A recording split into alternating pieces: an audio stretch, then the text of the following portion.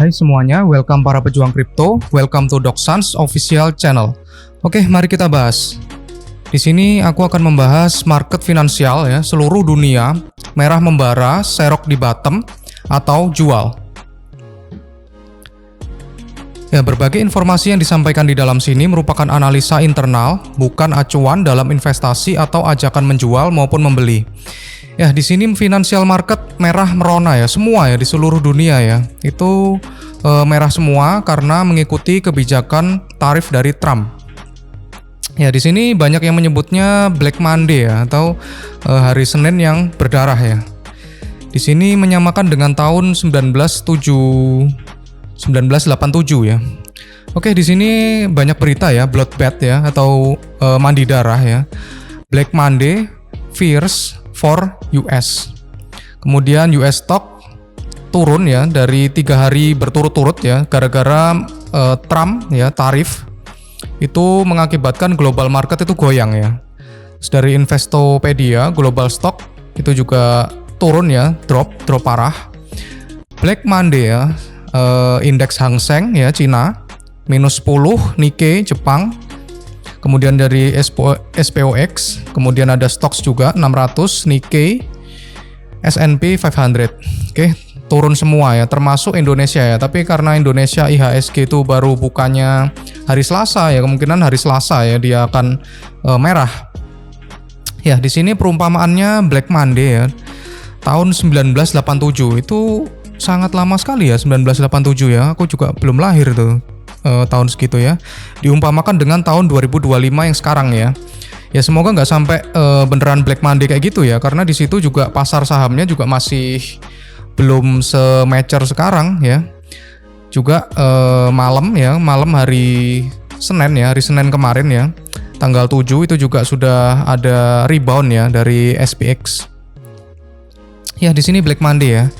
Dari indeks QQQ ya, yaitu adalah ETF yang melacak Nasdaq 100 ya, teknologi yang besar di Amerika Serikat itu turun sebesar 6,21% ya.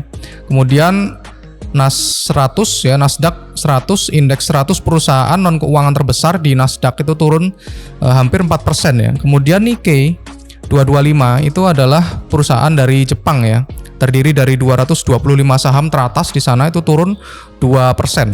Kemudian ada lagi indeks Hang Seng ya, dari indeks utama Hong Kong ya. Itu turun tajam juga, minus 10%. Ada lagi dari STI ya, Straits Times Index, itu adalah indeks saham utama dari Singapura, juga turun tajam, minus 8%. Ya, di sini market finansial seluruh dunia berdarah ya, karena efek dari tarifnya Trump itu ya. Semua Hang Seng ya, Nikkei Jepang, Kospi ya, Korea Selatan merosot 5,5%. S&P ya, S&P Australia itu juga turun lebih dari 6%. Kemudian dari Taiwan juga minus 10%. Ya, dari Jerman ya, indeks DAX itu anjlok lebih dari 6%. FTSE ya, indeks dari Inggris juga merosot 4,38%. Dow Jones juga, S&P juga turun. Jadi di sini ya, ekspektasi pasar mengenai rate cut ya, rate cut. Pasar menilai efek dari tarif Trump membuat kondisi ekonomi di Amerika bahkan seluruh dunia itu memburuk, bahkan berpotensi terjadi resesi. Sehingga ada ekspektasi pasar bahwa The Fed akan menurunkan suku bunga bahkan sampai 4 kali.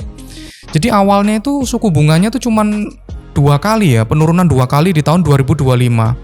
Tapi karena Trump mengenakan tarif itu mengakibatkan ekonomi itu menjadi memburuk ya. Jadi ada ekspektasi untuk The Fed bakalan meng-cut ya, atau mengurangi suku bunga sampai 4 kali. Untuk suku bunga sekarang 4,25 sampai 4,5% ya. Jika 3 kali rate cut, maka suku bunganya Amerika akan berada di angka 3,5 sampai 3,75%. Jika 4 kali rate cut, maka suku bunga akan di angka 3,25% sampai 3,5% gitu ya.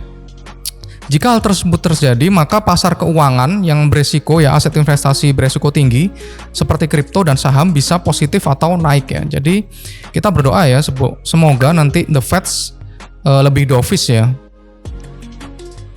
Ya, di sini ini awalnya ya, before ya. Maret tanggal 2025 ya. Bisa kita lihat di sini ya. Untuk Fed rate cut-nya di angka 325 sampai 350 di tahun 2025 itu 0% guys. 0%. Cuman pada saat pengetatan tarif yang kemarin yang bener-bener diketatin ya untuk tarifnya ya. Ini di afternya ini kita bisa lihat dari 300 sampai 325 BPS itu ada guys. Ada 25%, bahkan di 325 sampai 350 itu 40% untuk di September. Jadi untuk rate cut-nya itu ada di Mei, Juni, kemudian Juli dan September. Itu. Jadi di sini ada ekspektasi pasar mengenai rate cut ya. Ya, di sini juga ada yang menarik ya. Ada tweet yang menarik dari analis dari investing.com, Jesse Cohen. Dia menulis setiap terjadi penurunan indeks S&P yang dalam selalu diikuti dengan QE atau cetak uang ya. Jadi di sini kita lihat ya, Fed respond to S&P 500 correction dari tahun 2010 minus 17%. Rates-nya ya atau suku bunganya itu 0%, kemudian terjadi quantitative easing 2 atau cetak uang yang kedua. 2011 juga sama, minus 21, kemudian di sini ada operation twist. 2012 sama, minus 11%. Untuk suku bunganya 0%, ada lagi cetak uang yang ketiga. 2016 juga sama, sampai tahun 2020 kemarin ya, untuk COVID ya, minus 35% ya, indeks S&P 500. Cut rate-nya menjadi 0% dan ada lagi QE ya, atau cetak uang. Nah sekarang di tahun 2022 sampai sekarang itu minus 25%, kemudian rate hikes ya, atau suku bunganya tuh tinggi dan quantitative tightening ya sekarang. Jadi menurutku ya nanti pasti akan ada QE lagi guys. Nah jadi artinya jika S&P turun tajam selalu diikuti dengan kebijakan yang menguntungkan market. Selalu ada pencetakan uang disertai suku bunga 0%. Walaupun nanti di tahun 2025 ini agak susah ya kalau 0% ya. Kalau misalkan terjadi pengurangan 4 kali rate cut itu aja udah sangat bagus itu buat aset investasi yang beresiko tinggi. Jadi ada kemungkinan hal ini akan terjadi juga di Q3 2025 ya. Terutama di Juni ya. Nanti bakalan ngurangin rate cut ya. Yang artinya akan menaikkan likuiditas di market. Kalau likuiditas di market naik, pastinya bull run ini akan terjadi ya di akhir tahun 2025 sebelum nanti di tahun 2026 terjadi bear market. Ya, di sini aku pribadi ya ini ya, serok bro, harus diserok di sini ya. Di sini aku terus serok ya, terutama untuk Bitcoin ya.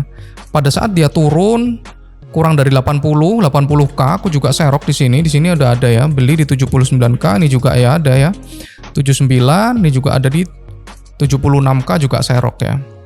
Kalian kalau misalkan mau serok juga sudah waktunya ini untuk DCA ya. Ya, di sini ada event penting untuk minggu ini. Yang pertama di hari Rabu tanggal 9 April 2025. Di sini kita fokus pada yang bintang 3 aja ya guys ya. Bintang 3 aja, jadi ada 10 year note auction sama FOMC meeting minutes ya. Jadi ada FOMC meeting tanggal 10 April ya. Ini kalau di waktu Indonesia 10 April 2025 jam 1 pagi ya guys ya, jam 1 pagi WIB. Ini penting banget guys di sini. Perhatikan jika ada open trade di future, di jam tersebut harga akan volatil jika khawatir bisa tutup posisi dari future-nya ya. Ya di sini kemungkinan semoga aja ya nanti ada berita bagus di sini ya dari Jerome Powell ya. Ya, event lagi penting minggu ini yaitu hari Kamis tanggal 10 April 2025 ya. Di sini ada CPI ya, core CPI, month ya, month over month sama CPI year over year. Kemudian ada data pengangguran juga ya, data pengangguran jobless ya, initial jobless claim. Juga ada 30 year bond Amerika. Ini apa sih artinya? Jika CPI naik ya, ekspektasinya lebih dari ekspektasi, itu mengindikasikan inflasi akan naik. Kemudian dolar juga harganya akan naik dan aset berisiko seperti saham dan Bitcoin ya itu juga turun ya.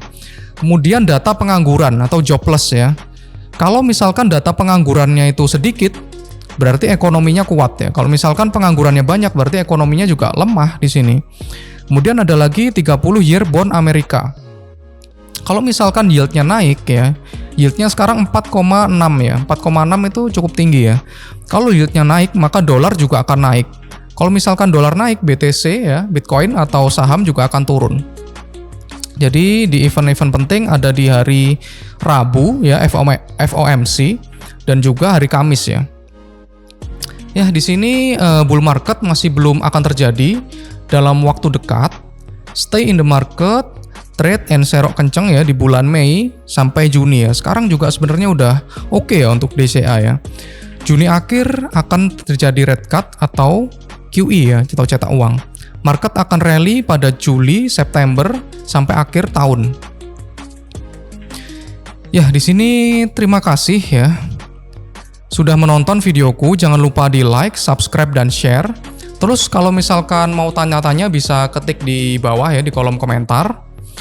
Ingat, segala perbuatan buruk kita selalu ada balasannya. Kalau di dunia namanya karma, kalau di akhirat namanya dosa. So, jangan lupa berbuat kebaikan. And bye-bye.